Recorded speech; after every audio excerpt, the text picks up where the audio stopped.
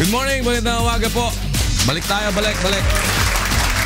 Yan. Salamat. Welcome to Daniels. Ito po ang programang Bawal ang Pikon, Get It Straight with Daniel Razon. Sa ipinangakong magandang pagbabago ni Pangulong Rodrigo Duterte sa mga Pilipino, kaagapay niya po para maisakatuparan nito ang kanyang mga alter ego o yung mga miyembro ng kanyang gabinete. At ngayong umaga, isa ho sa mga kasama natin, ito hindi na bago. Dahil alam naman ninyo, kahit saan, tagal ko na ho itong nag-uumpisa pa. Bata pa lang ako Bata pa lang ako sa media. Naandyan na ho sa gobyerno. Pero nagsilbi po siya bilang kalihim ng Department of Justice. Yan. Nung tumakbo ho yan ng pagkasenador, dala-dala yung kanyang advokasya. Nakita niyo yung parang Superman dati na di ba? Ano nga sir yung yung, di ba meron ka nun? Yung Mr. Justice. Oo, Mr. Justice. Yan. At syempre, ngayon ho ay nakita nyo naman, dala-dala niya pa rin yung kanyang ipinaglalaban. At nung isang araw, galit na galit ito. Dahil walang ginagawa yung mga nandun sa sa Saudi. Daming di nakakauwi. Tagal-tagal na. Ang bago niya hong responsibilidad ngayon, kalihim siya ng Department of Labor and Employment. Let's welcome to the program Secretary Silvestre Bebot Belio III. Sir, morning. Hi, good morning. Thanks for coming, sir. Please, have a seat. Tagal na kita ng miss na kita long time. Pero andyan ka lang naman lagi, di ba? Oo nga. Pero kauwi nyo lang, sir, ha? Galing kayo ng abroad. From Saudi, sa Riyadh. Ilan ho ba na-recall doon? Dalawa. Yung aming labor attaché from Riyadh and yung labor attaché namin sa Jeddah. Ilan na ho yung napauwi natin, yung mga nando doon na stranded? Sa ngayon mga siguro out of the 11,000, may nakauwi na, may nakakuwi na mga around 1,200 plus ganon. Ang problema kasi dyan, Kuya Danny, yung processing din nila. Hindi, yung mga 9,000 of them ayaw umuwi. Ayaw umuwi. Kasi naintindihan naman natin. Papalipat lang sila, ganun ba? Hindi, yung hindi nabayaran kasi ang sweldo nila ng hanggang mga siguro 7 to 9 months.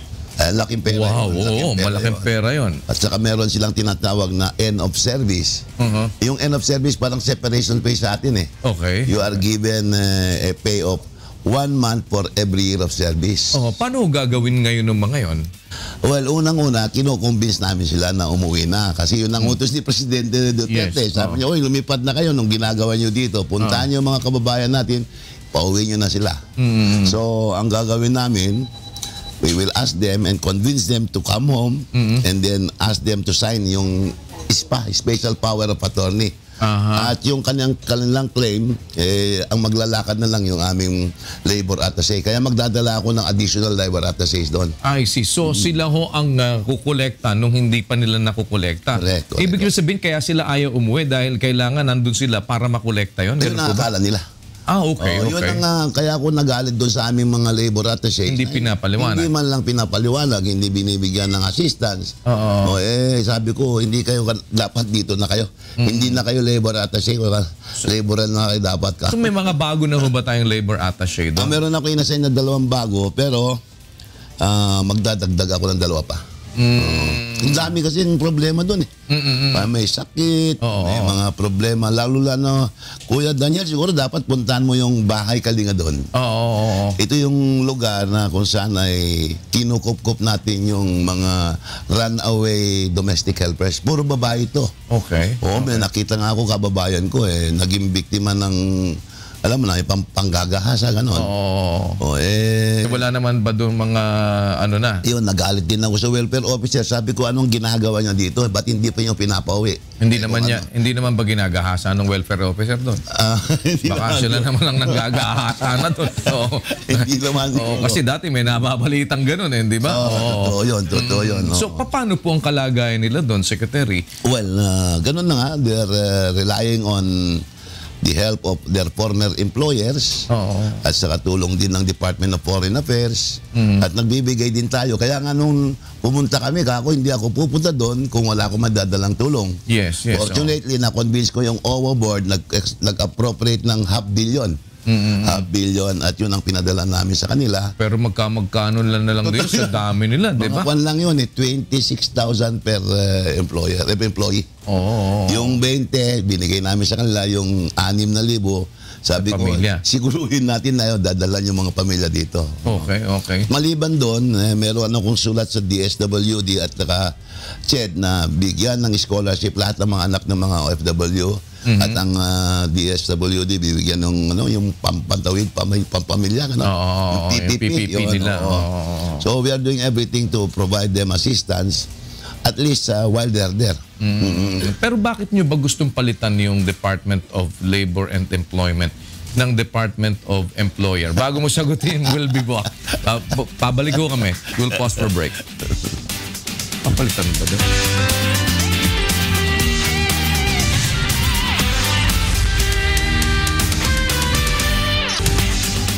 Ito ang programang Bawal ang Pikon. Get it straight with Daniel Razon. Kasama po natin Secretary Silvestre Bebot Bello III ng Department of Labor and Employment. Kasi mugong yung balita, papalitan nyo daw ho ng Department of Employer. Department of Labor and Management. Labor and Management. Parang ano kayo, pro-employer. For employer. Kasi labor naman at saka management. Parang timbang ang pagtingin natin. Medyo nag-react ang labor eh. Biglang meron nagmarcha doon sa harap ng opisina namin. But are you serious na magpalit kayo ng pangalan ng Department of Labor and Employment? Well, actually, hindi naman siguro serious, pero it's worth looking into it. Dahil siyempre, you look at a business as a partnership between management and labor. Ang hirap kasi kuminsan ngayon, ang tingin ng mga manager, kalaban ng labor. Ganoon din ang tingin ng labor sa manager. Hindi dapat ang tingin nila, partner sila. They are a partner group in a business. Dapat magtrabaho kasama. They should work together and help the business grow. Kasi pag nagprogreso yung negosyo, lalaking kita at dapat kikita pareho. Kumisan kasi naman ang sabi nga ni Presidente Duterte, ang laki-lakitang kita nyo, bilyon-bilyon, pero yung binibigay niyong sweldo, kuripot kayo, parang kalahin nyo si Secretary Bello, sabi nyo, Nakarmet. No, but be that as it may, ngayon ang nakikita natin kasi, Secretary, hindi lang yung mga mismatch, hindi lang yung mga, well, isa nga yun sa gusto nyong matapos yung end of contract na yan, yung endo, ano? Tapos ito pa nga yung contractualization na yan. Ito napakarami na nitong mga bagay na to. Pero kaya ho ito pinapasok dahil sa kakulangan pa rin ng hanap buhay dito sa atin. And the same thing, bakit sila nag-a-abroad? Pag tinanong mo sila, buti na kami dito. Kahit na teacher kami sa Pilipinas, yung mga dinatnan ko sa Vietnam, teacher dito sa Pilipinas, pero doon domestic helpers. Correct. Pero sumusweldo sila doon bilang domestic helpers ng around 70,000 pesos. Correct. Pagpapalit mo nga ba naman yon kung dito ka magtatrabaho? Paano natin tinitignan ho na mabigyan natin na una, yun lang sabi nga ninyo, matching ng trabaho. Doon sa sino ba itong nagtatrabaho, ano ba ang trabaho niya, yung pinagtapusan niya, napapasukan ba niya. Tapos yung opening ng mga trabaho, talagang nakakapagdagdag ba tayo ng trabaho in reality? Yun ang yun ang primary objective ng ating presidente. Sabi niya, habang inaalagaan natin yung mga migrant workers natin, kailangan mag-aaral na tayo kung paano na tayo makapagbigay ng trabaho dito. Trabaho dito. Dahil kung maari, wag na tayong magpadala, wag na natin pabayaan yung mga kababayan natin na pupunta pa sa ibang bansa para lang maghanap ng trabaho. The best would be to provide the jobs here. And yun ang ginagawa namin. And that is the number one objective of the President dahil ito yung peace and order. Kasi walang mag-i-invest dito sa atin kung may kaguluhan eh. Kaya gusto niya magkakaroon ng kapayapaan sa ating bansa. That is why yun ang primary objective niya yun. Peace talks with the rebel groups, MILF, MNLF, NDFC, PNP.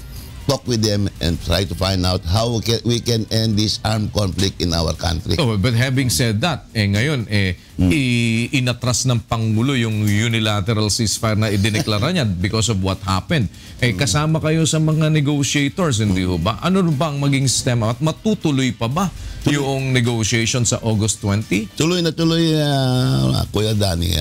In fact, August 20, we will all leave the 5 panel members the 3 advisors, our to si Secretary Duresa, and then yung panel, yung mga reciprocal working committee chair, na tutulak na kami papuntang Oslo. At itutuloy yan. Yung naman kasing ceasefire, hindi naman yan kakibat sa peace talks eh. Kaya lang ang ating Pangulo, in his desire to see to it that while we are talking, yung level of violence bababa. Yes. Nag-offer siya ng ceasefire. Kaya lang siguro yung kabila, hindi sila preparado. Kasi bago sila mag-declare ng ceasefire, kakausapin mo na nila yung mga personnel dito. Kaya ba ninyo mag-SOMO? Kaya mo yung mag-SOPO? Yung SOMO pala is Cessation of Offensive Military Operation. Yun, kaya ba ninyo? Siguro, kaya it took time bago sila makapagdeklara. So ito bang pangyayari na to did not affect in any manner yung pong initial na moves na ginagawa? Hindi, Kuya Danny. The President is determined to push these talks to its logical conclusion, and that is lasting peace for our country. So how did they react itong sila Ka-Joma doon ho sa pangyayari na yon na winidraw ng presidente yung unilateral ceasefire at saka wala ba silang paliwanag na nakarating sa kanila? Ba't ginawa yung gano'n na may napatay na mga sundalong 4? Ayun, yung tungkol doon, tinawagan ako mismo ng ating presidente. Sabi niya, paliwanagin mo sila. Sabi niya, that I called up, I tried to call Joma, kaya lang nakontak ko si Fidel. Sabi ko, Fidel, paliwanag kayo. So, in fairness, si Fidel sent me a message. Sabi niya, please give us time to investigate. Tell the President, sabi niya sa akin sa kanyang message, that we will also declare our own ceasefire. Kaya lang, hindi na nagkaya. When will that be, yung idedeklara nilang ceasefire? Meron silang statement before yung August 20, bago kami alis. Pero sa akin, immaterial na rin. Ang importante, they're willing to go back to the peace table. Government is willing, and we are willing to talk peace, and for the first time, magkikita muli dahil ewan ko nung nangyari nung karang administrasyon. Binaliwan na lang yung peace talks eh. Yes, but what do you have to offer ngayon dun sa peace talks na to? Kasi sa peace talks, meron tayong laging dala-dala eh. Ito inihahain natin and titingnan natin if it can be reciprocated. Ano ho ang dala natin? Well, Kuya Danny, meron na tayong merong tinatawag na Hague Joint Declaration. Ito yung nag-provide ng framework of the talks. Under this framework, merong 4 na issue na pag-usapan. Yung unang issue is the issue on human rights and international humanitarian law. Pangalawang issue is the socio-economic reforms. Third issue is the political and constitutional reform. And if we can agree on these issues, then we have the final issue with the end of hostilities and disposition of forces. Ngayon, tapos na yung first issue. That is why we have yung kilalang-kilala ngayon na CARIL. Comprehensive Agreement on International Humanitarian Law. Ayun, natapos na yan. Ngayon, pag-usapan namin socio-economic reforms. Ito, mabigat to. Malawak yan. Malawak yan. Pag-usapan national industrialization, minimum wage law, genuine land reform, lahat ng klaseng nakakibat sa ekonomiya pag-usapan yan. Mabigat-bigat yan. Pero we are prepared. We are prepared. Government is prepared. Matagal na sila nag-handap tungkol yan. No, pero isa hong papasok na din dyan, kagaya nga yan, yun lang issue ng contractualization. Ito, alam natin, ever since, laman to ng mga placards, laman, di ba? Alam naman natin sa kalsada itigil, stop na yung contractualization. But an-issue din, Kuya Daniel. Meron ako statement that by the end of year 2016, we will reduce the incidence of contractualization by 50%. So that by the year 2017, before it ends, zero contractualization yan. Yan ang commitment ko kay Presidente. No, but how will it happen? Kasi it will happen. You will close yung those who will continue to practice contractualization, they will be ordered close. No, but problem is they have their way of circumventing the law. Hindi pwede yan. Siguro pwede lang palusutan yung iba kasi pabulag-bulag mga yun eh. Pero dito, hindi pwede yan. This is why I have alerted all our regional directors and they are now instructed to conduct investigation, inspection on all establishments within the region. And I'm giving them until the end of August to submit a report dahil sabi ko 50%. Ko by the end of August, at least kako, nakaklose na kayo ng 10 to 15%. Pag hindi nangyari yan, sabi ng presidente, pag hindi ko nagawa yan, sisipahin ako. Pag bago magawa ng presidente yan, kayo ang sisipahin ko, kako. Sipaan na lang kayo. Sino malakas sumipa. Pero ang nagiging realidad ho kasi, kagaya no, halimbawa, sasabihin, yun yung end of contract, di ba? Yes. Tapos o kaya yung bago dumating yung 6 na buwan mo para ka ma-regular, terminated ka na. Terminated na, yun yung endo. 555, parang Kapatinas eh. Talaga, 555. Pag 5 months ka na, ano ka na. Pero ginagawa yan kahit ng mga malalaking malls eh. Hindi kaya kayo nagagawa yan, Kuya Danny, dahil nagbubulag-bulagan yung aming mga tao sa department. Kaya mo ba yung mga department stores na nandyan? Sabi nga ni Presidente, walang mayaman sa akin, walang malaki. Pantay-pantay ang tingin ko, sabi niya. May binanggit na siyang pangalan. Paano ngayon ang gagawin doon? Doon sa mga... Pagka hindi sumunod dyan, ipapasara. You will cancel the permit. So how are you going to monitor that? Kasi ngayon, di ba, may mga ano na nandiyan dyan eh. Ang dami ho niyan. Paano ang gagawin nyo? Meron no kami. We have mobilized all our inspectors throughout the country. And we expect them to do their job. Hindi na pwedeng tulog-tulugan dito, bulag-bulagan. Kailangan. Kasi meron lang akong natanggap na report na meron kami mga inspectors na imbes na mag-inspect, ang ginagawa, nag-ooperate sila ng ahensya. Ayun. Kahapon may pinirma akong 2. Dinismiss ko from the service sila. Dahil sa ganon? Dahil sa ganon.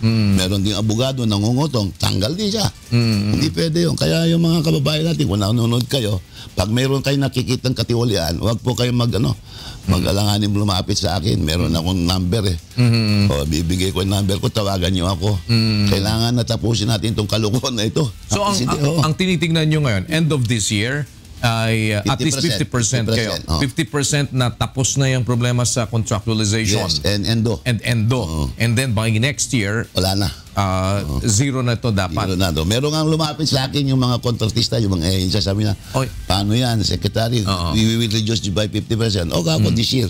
But next year, wala na kako. Hindi ko kaya ang mangyari niyan, Secretary, ma-reduce ng 50% yung mga trabahador at by next year, ala ng trabaho. Bago niyo paliwanag yan, we'll pause for a break.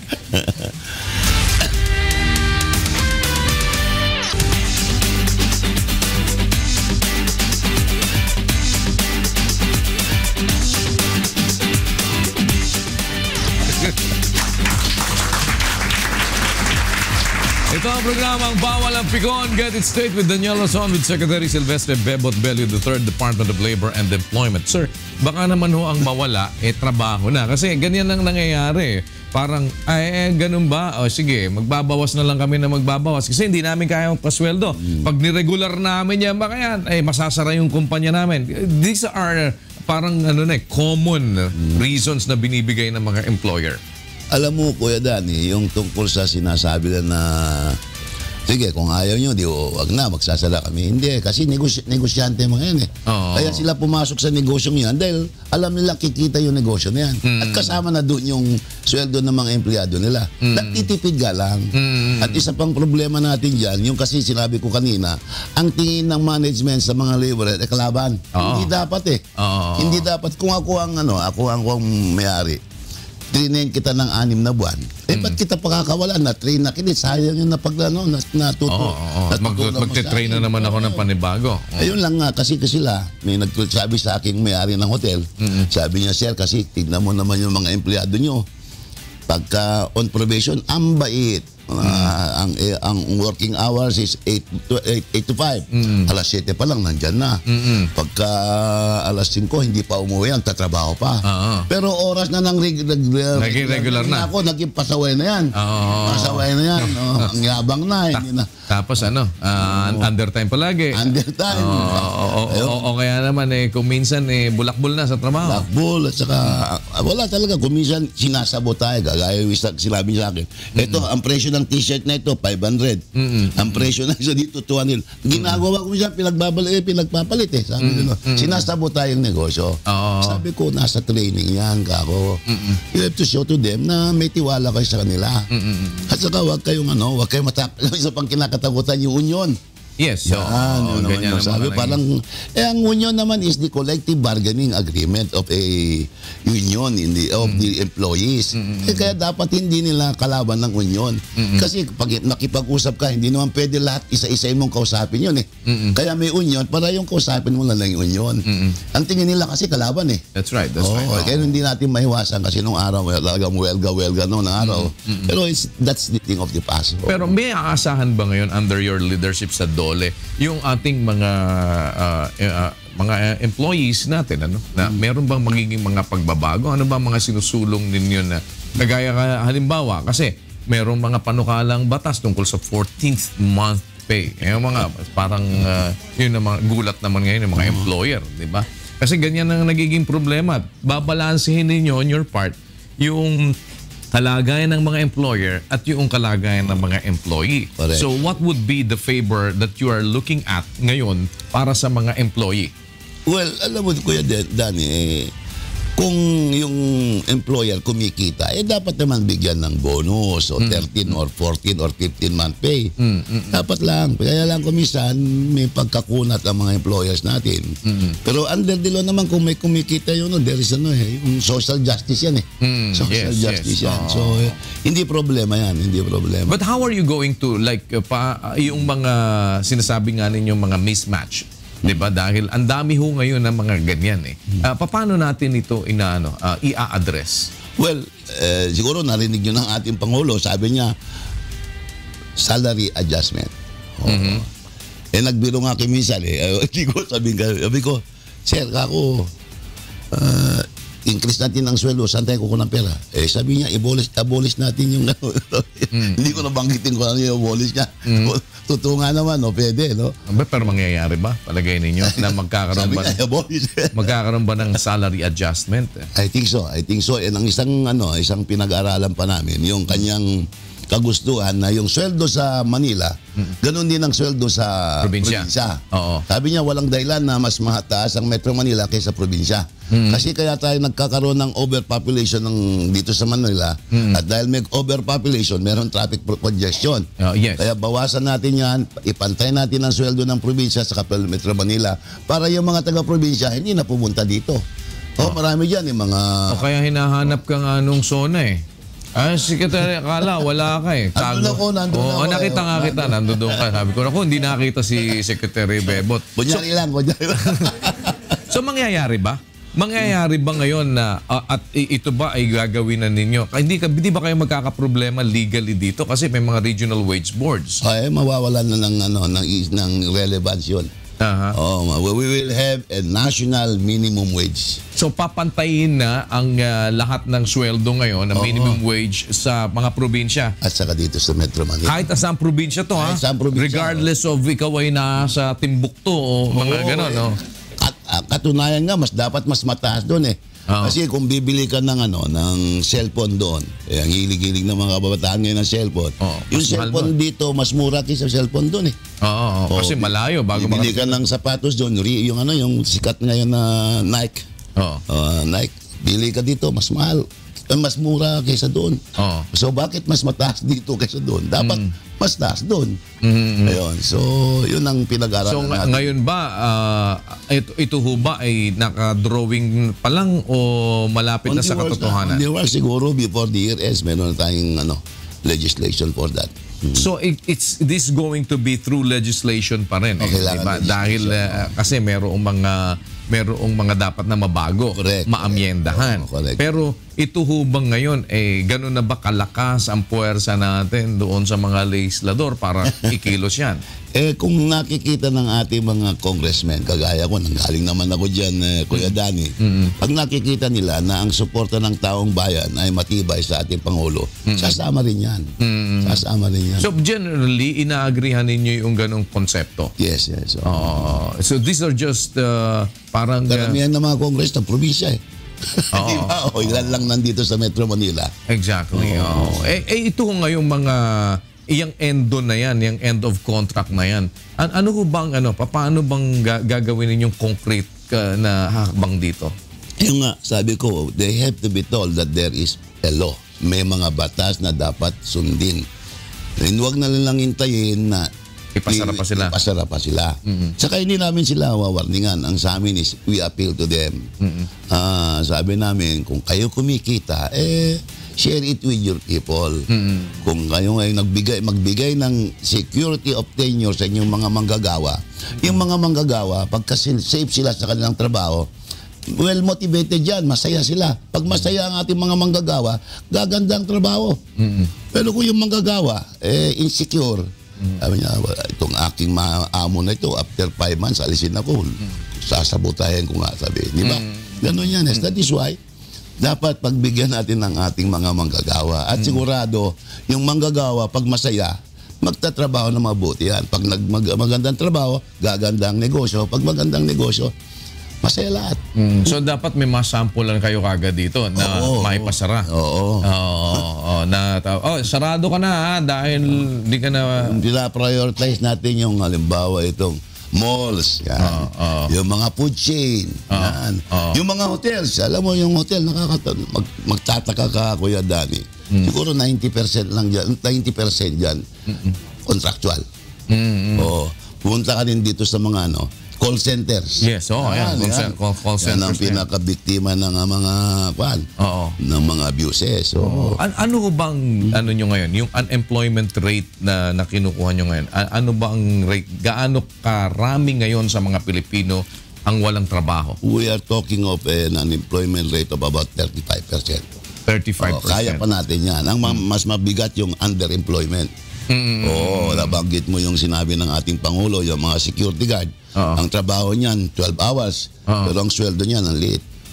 Ganon. Alam mo, nagtrabaho nung araw sa isang security agency, maraming gimmick ang may-ari ng agency. Yung, hindi ba, may uniform yan. Yes. Nakakwan yan. Naka-minus deduct sa kwan yan. Sa sweldo, kasi kanila yun Kanila pinaparuanta sa empleyado yung guardia. Yung buckle. Yes, sa sinturon. May bakil yan. May renta rin yan. Bawas sa sweldo niya. Yung sapatos, rentado din yan. Yung pito, rentado rin yan. Yung baril, rentado yan. Bawas din sa sweldo ng security guard. Kaya underpaid. So, paano ang gagawin nyo sa mga underemployed? Yun ang kailangan i-supervise ng mabuti ng aming mga inspector sa department. Kailangan tignan ng mga papeles, kausapin yung mga gwardiya, magkano ba binibigay sa inyo? Ganon. Yung gwardiya hindi nagsasalita niyan, pero pag patago, magsasalita yan. Ano ba barometer niyo ho ng unemployment ngayon? Kasi noong mga nakakaraan, naguguluhan ako sa pagka daw sinabi naghanap ng trabaho, hindi na daw unemployed yun Well, actually, hindi ko hindi accurate yung 35% unemployment. Pero more or less, malapit-lapit doon. Tama nga yung sinabi mo, naghahanap pa lang considered employment. Hindi, may trabaho yan. Basta naghahanap ng trabaho, hindi kasama sa walang trabaho. Pag-usapan mo yung tungkol sa underemployment, yung mga magsasaka, pag pumunta ka doon sa maraming asukalan, yung sukalan, ang sweldo ay hindi based on daily base. Ang sweldo niya nakabase doon sa ilang hektarya ang kanyang na-cultivate. Per hektar yan, hindi per day. Yes. So underpaid yan, underemployment yan. So ano ho ang isang mabubuksan ninyo ngayon na para masabi natin na, eto, makakapag-offer tayo ng additional at makakapag-create tayo ng iba't ibang mga hanap buhay para sa ating mga kababayan. Kasi kailangan ho nila na parang ang gusto nila lagi ngayon, hindi, asan? Wala kami nakikita. Yun ang gusto nila directly. Kaya nga napamahal ngayon ng Presidente Digong sa mga maraming Pilipino dahil nakikita nila bumababa talaga yung mama. At talagang pag sinabing patay ka talagang, di ba, pagka sinabing magbago ka, hindi ka magbago, o may paglalagyan ka, dalawang bagay, mapabuti, mapasama, di ba? So, sa inyo naman, sa labor, ano naman ho yung, may bubukas ba na mga trabaho dito, o pwedeng kaming mag-apply? Well, sabi ko nga, to create new jobs, we need new investment. Now, to get new investment, we need to create the atmosphere for the investment. Sino naman magne-negosyo sa atin dito kung ang traffic kailangan pag ang 20 kilometers inaabot ng 4 na oras. So, you have to address that. You have to address yung ating infrastructure for business. Paano ka magnenegosyo kung walang telepono? Paano ka magnenegosyo kung yung Globe at saka Smart palaging busy, palaging no service? Tapos mabagal ang internet. Mabagal ang internet. Sobrang bagal yan. Kaya dapat yan sa bagay, alam ni Secretary Tugade Secretary Salalima nung gagawin niya dyan. Pero yung we have to create the climate for investment. Kasi pag meron investment, meron tayong siyempre trabaho. Iyon ang ginagawa ng ating presidente. Kaso, mas marami ngayon nag-i-invest sa drugs di ba parang ang dami? Maubos na yan. Malaki. Mas madali daw magbenta ng drugs. Parang gano'n, mas malaki tubo. Yung isang nakakausap ko dun, ano lang, magkano ba bentahan? Sabi gano'n, sir, 500. Magkano kuha mo? 100. O mo 400 yung minsan di ba kinakargahan pa ng tawas yung iba. Parang mukhang ano to sabi nung isa. Wala na nga ang drugs ngayon. Nauutang pa Nauutang pa. Kaya pag di nagbayad, papatayin. Pero yung mga tipong ganyan. Sabi nga ng ating Pangulo, 3 to 6 months. Tapos ang problema natin sa droga. Hindi na taabot ng 6 months Baka 2 months, maubos na itong mga drugista natin, itong mga pushers. Ano na nga may shortage na sa taol Malaki, parang maganda negosyo ngayon. Punerarya. Daming nagsusurrender. Kaya lang, nalulugi din daw yung iba. Nagre-reklamo kasi maraming hindi kumukuha ng patay nila. Hindi binabayaran yung taol. Di ba ganun ang nangyayari? But just the same, meron ba kayong mga ino-offer ng mga jobs fair ngayon, Secretary? Sa ngayon wala pa. Kasi ayaw naman namin mag-offer tapos palpak pala. Kasi maraming ganyan Yes, pagdating mo sa fair, bibigyan ka ng kung ano mga pinapipirma sa'yo, tatawagan ka namin after 1 week. Magbigay ka ng registration fee. Pagkatapos wala palang nangyayari. When we conduct job fairs, ito yung mga genuine job fairs. When we can offer jobs to our mga kababayan natin na naghanap ng trabaho. Nakaupo na ho ba kayo with employers? Yung mga malalaking negosyante ngayon dito? Pinagbabatukan nyo na ba yung mga Hindi naman, okay naman sila in fairness. Ano ang pangako sa inyo na hindi nila tutuparin? They will observe. Puro mga pangako na lang. Hindi, sabi naman nila na they are willing to cooperate. And for the first time, sabi nila na yung sinasabi ng Pangulo sa suportahan nila. So yung tungkol sa contractualization, I talked to the president of ECOP, yung Employers Confederation of the Philippines, si Donald Lee. Yes. They promise that they will cooperate. Kasi sabi ko naman, the president is giving you a very nice climate for your investment. Wala kayong masasabi sa peace and order, wala kayong masasabi sa corruption dahil wala nang nagnanakaw sa gobyerno ngayon. Ewan ko sa iba. Meron pa rin, sir? Meron ba? Meron pa rin. Nakakasimple-simple pa Buhay pa Ganon? Hanggang di namamatay yung mga yun. Pero sa cabinet members, dinidi ng presidente yan, Dinidi niya, ayaw ko ng korupsyon. Yes. Pag meron nalaman dyan, goodbye tayo, sabi nga. Kaya dapat tutukan yung customs. Nako. Si Commissioner Peldon sabi sa akin, Sek, ang dami nag-a-apply doon sa akin. Gustong maging collector, maging anong gustong trabaho. Anong gagawin ko? Sabi ko, tingnan mo yung kanilang track record. Sabi niya, kung papatayin ko kay lahat. In other words, serious siya about instituting reforms in the... pero bigla yatang natakot na rin ngayon si Captain Faeldon Bakit? Bigla parang nahimik after that, mukhang maraming naglalabi din dun sa customs. Marami talaga. Diba? Marami rin. Ang dami lumalapit sa akin. Kaibigan mo naman si Captain Peldon. Sabi ko, hindi ko kaibigan yan. Nagpapapasok sa inyo? Nagpapasok kaya. Saan sinabi? Di ba kayo ang nagpasok sa inyo? Sila Joma? Hindi ba sila Joma? Nagpasok. Pero di ba dati kayo mga malakas kayo paano ka ba napasok? Sa dito kay si Presidente. Alam mo si Presidente, 1966 pa, Kuya Danny. Magkasama na kami. Isang boarding house kami, yung YMCA, yung katabi ng Manila City Hall. Kaya kami nag-board mate ni President Duterte. Siya ay nag-aral sa yung maliit na eskwela, yung San Beda daw. Hindi kilala yun eh. Kami Ateneo eh. Okay. pero pag sinabi mo ngayon kay Presidente, sabi niya yung eskwelahan ng Ateneo, abogado yan ng mga durgista, sabi niya. Ayun, nagsama kami dyan ng 5 years. So, hindi kanya kaklase? Hindi kami kaklase. pero Kakwarto ka lang? Hindi, ang kakwarto niya si Secretary Jun Yasay. Yung Foreign Affairs. So, si Jun. ang roommate ko yung BIR Commissioner ngayon, si Dulay. Yung kami yung barkada niya. Kasi nagsama kami dyan. Pagkatapos, nung abogado na ako, umuwi na ako sa Isabela, siya umuwi ng Davao. Hindi namin akalain na magkikita yung landas namin magtatagpo muli. Dahil nung ako'y kinasal, siyempre medyo takot tayo sa asawa natin. Dinala ako sa Davao.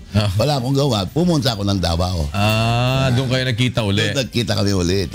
I see. So ikaw ba personal na tinawagan ni President Digong para maging Department of Labor Secretary? Actually, hindi naman yun ang sinabi sa akin. Sabi niya, ikaw komunista ka. Doon ka sa pistok, sabi sa akin. Pero hindi naman ako komunista. NPA ka lang. no permanent address. Kasi nung panahon ng martial law, marami dyan mga suspected NPAs, kliyente ko. Abogado kasi ako Yes. nagbibigay ako ng free legal service ng araw. Yung aming grupo, yung flag, yung tinatag ni the late Senator Jokno. Kasama namin dyan yung tatay ni Erin. Si Bobby Tanyada, kasama namin yan. Nagbibigay kami ng free legal services doon sa mga inaabuso ng diktadura. Yun. So, Bakit napunta ka sa labor? Ba't napunta ka sa labor bigla? Hindi ko alam. Nagising ka lang bigla. Pero ano ba yun? Is this for parang the entire term ba to? O merong usapan kayo na ililipat kita? Hindi ko alam kung anong plano niya sa akin. Mukha siguro gusto niya, pahirapan ako eh. Parang medyo Herculean ba yung... Kasi hirap na hirap din talaga. In fairness, si President Duterte kung magtrabaho, grabe. Ang aming cabinet meetings, umabot ng 12 hours eh. Yung mga kasamaan ko, senior citizen, inaantok na ko minsan eh. Parang tinago mo na ba yung ID mo? Pero Natatawa ko kay Secretary Briones ng DepEd eh. Alam mo naman si Secretary medyo may edad na. Hindi naman masyadong matanda. Madalas dito sa atin. Yata ng 3 years lang. Pero siyempre, naawa ko sa kanya. 12 oras na eh. Tumuto ka na. Nag-aanto ka na kayo. Classmate ni Presidente, si Secretary Tugade. Classmate niya si Secretary Bataliano Aguirre. Yan ang mga classmate niya. Kaya parehas nilang senior citizen. Pero ngayon ba, ano bang expectation niya sa'yo? Anong ine-expect ni President Digong na i-deliver mo? I think his number one expectation is the peace settlement. Dito kanya mas inaasahan dito sa peace settlement. Ako naman, pag nagawa ko yun, ako naman ang healing sa kanya. Sabihin ko niya, ako naman upo sa iyo.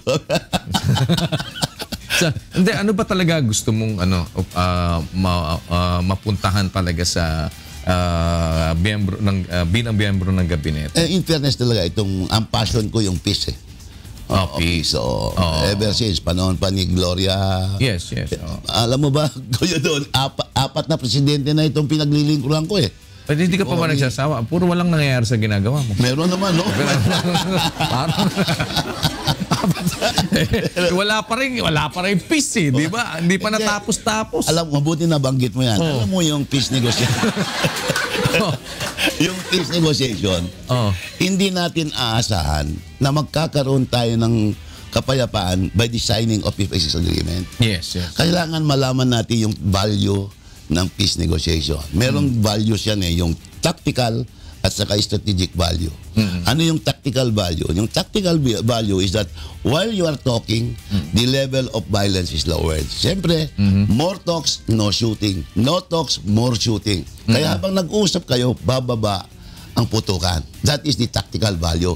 But the more important value of the peace negotiation is the strategic value. Dahil dun sa pag-uusap ninyo, what you are doing is actually addressing the root causes of the armed conflict. Bakit ba tayo nag-aaway? Ano bang dahilan at nagkakagera tayo? Nung panahon ni former President Ramos, nag-aral yung maong Heidi Yorak. Yes. At inalam niya kung bakit tayo nag-aaway. Bakit merong kaguluhan sa ating bansa. Ang number one niyang nakita ay yung sobrang kahirapan ng ating mga kababayan. Masyadong hirap ang ating mga kababayan. Gutom ang ating mga kababayan. Then that they're not only hungry for food, number two is hungry for justice. Ang paniwala ng ating mga kababayan ay ang ating gobyerno ay walang kakayahan at walang kagustuhan na magbigay ng katarungan.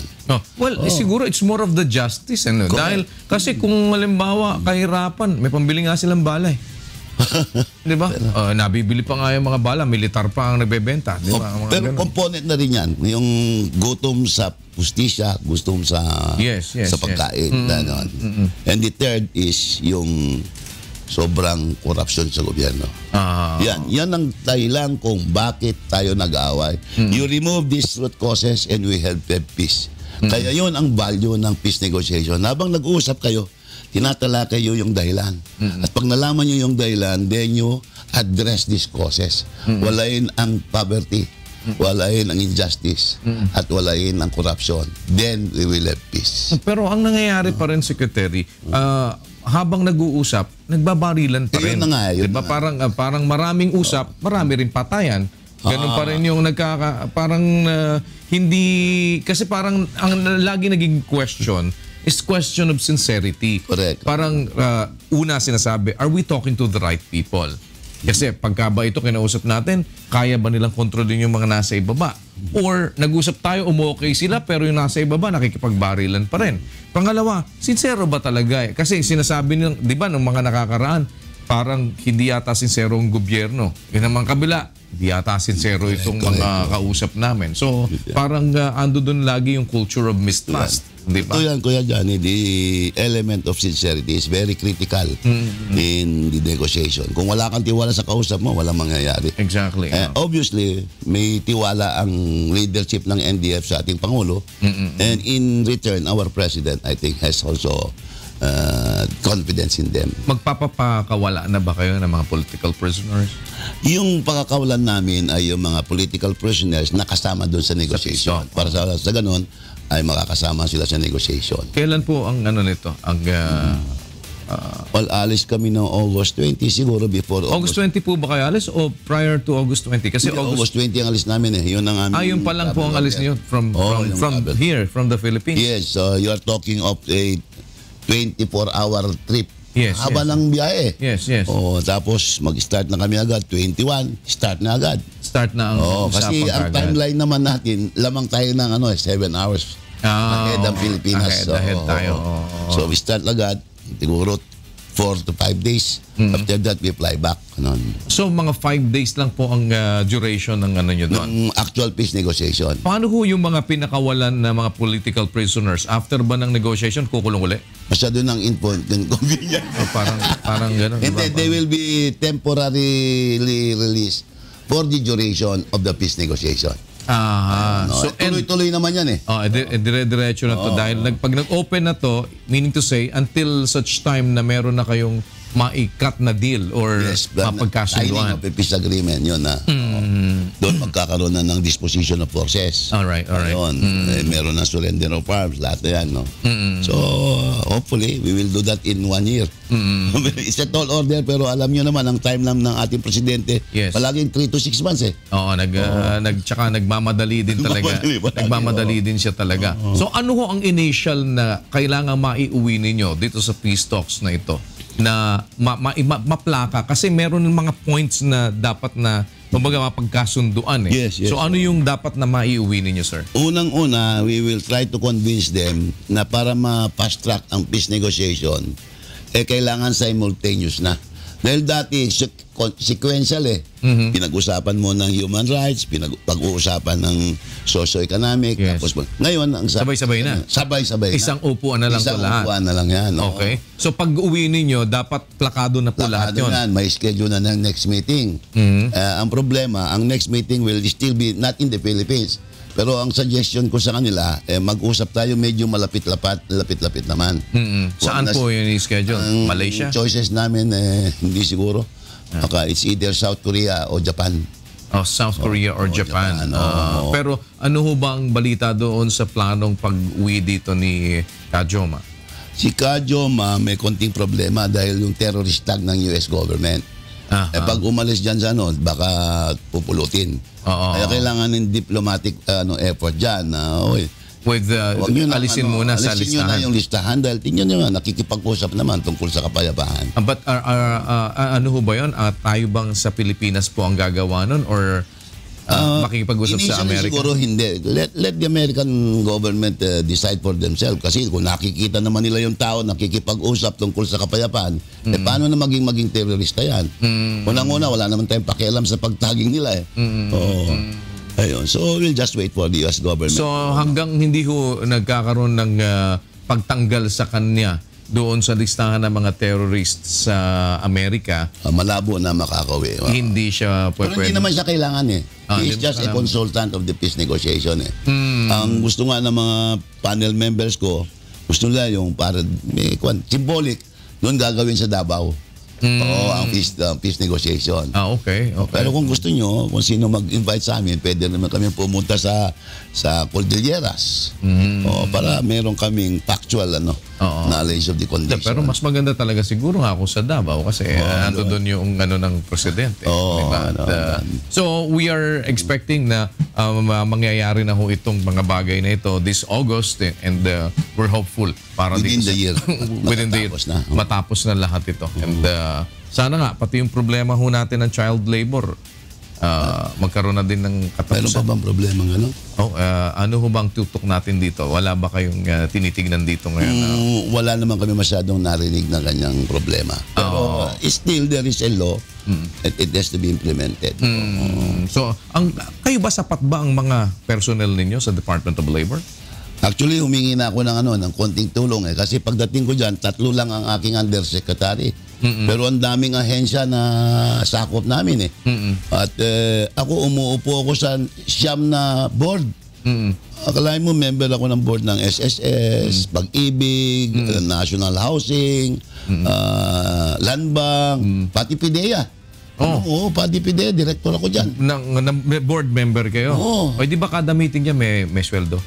Yun lang problema, wala eh. Wala, ba't ganun? Akala ko yung kaya masipag dati mga direktor na kami meeting eh. Wala eh. Akala ko nga meron, akala ko may dagdag eh. Wala pa lang. Akala ko may dagdag sweldo, wala pala eh. Paano ho yan ngayon? Pagka kayo nagko-concentrate sa peace negotiation, di ba makakaabala sa inyo to bilang Secretary ng Department of Labor? Hindi naman kasi kung isipin mo si Presidente, ilan ang problema niya. Lahat ng departamento, parehas lang naman kami ng grade sa law eh. So, okay lang yun. Kasi ang problem is kagaya, you have to travel every now and then. And you have to go to, ngayon, pupunta kayo ng Norway. Punta muna ako ng Riyadh. Dadalawin ko muna sila. Itong Tuesday, pupunta ako ng Riyadh. Dahil yung kautusan ng Presidente na iuwi mo na yung mga kababayan natin. So, gagawin ko yung paraan na magpipirma na sila ng special power of attorney. Okay. And then we will talk to the Minister of Labor ng Saudi para i-waive yung may mga penalties yan eh. Yes. I-waive yan para makakuha na sila ng exit permit nila at mauwi na sila. So talagang ang nyo ngayon, ang inyong marching order, iuwi na sila. Iuwi na sila. Ito ang pinag-uusapan natin, yung mga nasa 9,000 pa halos. Paano nyo iuwi? Libre na pamasahe nila? Siyempre. ang magpapamasahe na ay ang gobyerno na. Tapos nagdebate nga kami, ano mas maganda, barko o aeroplano? Akala nila mas mura ang barko, ganon. Mas mahal yun eh. Kasi pakakainin mo pa sa gano'n. Mas matagal-tagal yun. Marami yung pakakainin mo sa dali, ba? Aeroplano, kwan lang eh, mga 7 hours lang. So kukuha na lang kayo ng fleet na parang ibiyahe na sila. Yes, And we're looking at the possibility na mangyari po yan. How many months? Within the next 2 months, gagawin natin paraan. So repatriate na sila talaga. Sila. Ano yun? Will that be like a forced repatriation na sa kanila on their part? Kasi yung iba, sige, sabihin nila kayo na ang kukuha. Pero yung iba kasi matigas pa rin ang bungo. Gusto pa rin nila doon. Well, maintindihan mo naman sila, Kuya Danny, dahil siyempre uwi sila, walang pera. Yes. Wala pang trabaho. So sabihin nila makakabigat lang kami dyan. But if you tell them na yung kine-claim nyo dito, kami nang bala. Oo. At saka yung pagdating nyo doon, hindi naman namin kayo papabayaan. So pag uwi nila, may augmentation sila? Meron sa TESDA, meron silang mga training for, with pay, yung pag-train ka to, like, limbawa, welder. Iti-train ka. Habang tinitrain ka, may sweldo ka na. allowance ka. Kaya okay. gusto mo maging beautician, o manicurista, o physical therapist, gano'n. Yes. Bibigyan ka ng allowance. So we're expecting na ito lahat ay maipapauwi na within within 2 months, and yung Except agreement maybe for some na, kasi meron kami nanalo rin sila ng kaso eh. They won 50 million reales. O yung mga empleyado ng MMJ. So ito maaaring they will decide to stay behind kasi nanalo na sila, nakuha nila yung pera na at maaaring i-employ sila. So yun ang aming titignan kung sinong pwedeng maiwan at sinong dapat iuwi na. Well, ano ho mga bagong binuksan ninyo na communication line sa Department of Labor para kung may mga gustong lumapit, magsumbong, Abangan nyo by August 15, ilalabas namin yung hotline namin. Okay. May bago na kayo ngayong may bago na. Hotline, kasama dyan yung number ko. Para kung yung iba, kung halimbawa nahiya kayo o nabibisit kayo doon sa mga nasa hotline, pwede nyo ako tawagan. Sabihin nyo, sir, nakakabisit yung tao mo doon. Kaya pala ang dami yung tawag eh. Kanina pa, ano bang number yan? Yun ba ibibigay nyo sa mga tao ngayon? Ito, yung iba, may dalawa ko. Kayo naman may hawak nun. Kakala ko, misis nyo may hawak eh. Wala, hindi na sasagutin ko ang misis ko. Sino to? So, anong number, sir? Meron na kayo pwede ibigay na number? Wala pa. Wag mo na kasi yung number ko dito yun eh. Pero kayo sasagot, ha? Ako sasagot. Well, ano ang mensahe nyo sa ating mga kababayan? Sa inyo ba, wala ba may reklamo sa labor sa inyo? Ha? Maayos naman kayo? Ha? Baka may reklamo. Meron yan pero nahiya. Ganyan yan eh. Bale, pagka may reklamo kayo, sabihin nyo kay Secretary o kaya sabihin nyo sa akin na ako magbubulong para mabulong natin kay Secretary yung mga problema nyo. Mensahe nyo, Secretary, sa ating mga kababayan, lalo na dun sa mga umaasa ng pagbabago sa labor. Unang-una, Kuya Danny, salamat dahil binigyan mo ako ng pagkakataon. Oo, lagi. Ikaw may-ari nito, alam. Pagka gusto mo mag-broadcast, punta ka lang dyan. Tutukan mo akong camera. Kailangan ko magpag-usap sa mga kababayan natin. Gusto ko iparating sa ating mga kababayan na meron tayong Department of Labor and Employment na nakikinig ngayon at handang makinig sa inyong problema. Kung meron kayong mga problema tungkol sa aming patakaran, sa aming mga ginagawa, libre kayo. Feel free to come to us, see me, or call me, or text me. Pwede yung text. Kasi kung gusto ko rin malaman ng mga kababayan ng lahat ng mga may kamag-anak na OFW, magpuput up kami sa August 15 ng isang one-stop shop. Para yung mga OFW natin, pagpunta dyan, hindi na babiyahe sa Justice, hindi na babiyahe sa NBI, hindi na babiyahe. Nandyan na lahat. One-stop shop dyan. Lahat ng kailangan ng ating mga migrant workers, nandyan yan. So isang lugar lang sila magano. Starting August 15, nandyan na lahat. Ngayon, yung mga may kamag-anak na nandun, na may problema, nandyan nyo rin makukuha. Maglalagay din kami ng hotline dyan. Huwag po kayong mahiya. Alam mo, madalas kasi mga Pilipino mahihain eh. Kahit na malapit na sila mamatay, ayaw pang sabihin mamamatay na sila eh. Totoo yan. Kasi minsan, nasanay kasi na din sa kultura na gano'n eh. Na wala naman din pakialam yung iba. Ayun na nga. Pero iba na ngayon sa panahon ni President Duterte, talagang may pagmamalasakit. May pagmamalasakit yan. Yun bang ID, sir, ng mga OFW, wala pa bang katuparan yan? Kasi hindi pa ba sila nabibigyan? One of the problems, di ba, yung sa pagka... Kung kasi may yung Overseas Employment Certificate ang hinahanap sa kanila palagi. OEC. Mabuti na banggit mo yan. Yes, sir. Dati nagre-reklamo sila, may bayad. Ngayon, kahapon sinabi ko, wala nang bayad. Ang OEC? Ang OEC, wala na. Saka yung terminal fee, yung binabayaran na 550 pag nagbibiyahe ka. Yes. Wala na rin yan. Sa OFW. Wala na rin yan. Oo. Mabuti na banggit. Hindi, kasi isang bagay ho Racket yun. Racket yan eh. Ang ano lang kasi doon, yung hindi yata ayos pa ang connectivity ng ating, kasi paglalabas sila ng Pilipinas Hindi, OFW to. Kailangan may OEC ka. Meron. Hindi na. Meron ka ng OEC pero walang bayad. Okay. Racket yan eh. Pag alis mo, bayad. Pag balik mo, bayad. So wala na ngayon yan. Wala bang plano, sir, na magkaroon sila ng OFW ID talaga na yun na yung perming... May ginagawang ganyan. May ginawa. Ang dinidesign lang namin kung anong gagawin. Kasi baka magaling mapeke eh. Yes. Baka galing recto. Daming ating OFW. Ayun. Well, wish you good luck, Secretary. Thank you. We're looking forward na sa mga darating na panahon. May magandang balita kayong dala from the peace negotiation. Sana. And also dito sa yung inyong endo, yung inyong contractualization problem natin na yan, at itong legislation na iniintay natin ay magkaroon na ng katuparan. Sana, Kuya Dan. Thank you for coming, sir. Maraming salamat. Good luck. Secretary Silvestre Bello Bebot III ng Department of Labor. Bebot na lang. Mabigat yung Silvestre. Oo nga, parang Silvestre Stallone. No? Ito po ang programang Bawal ang Pikon. Get it straight with Daniel Razon.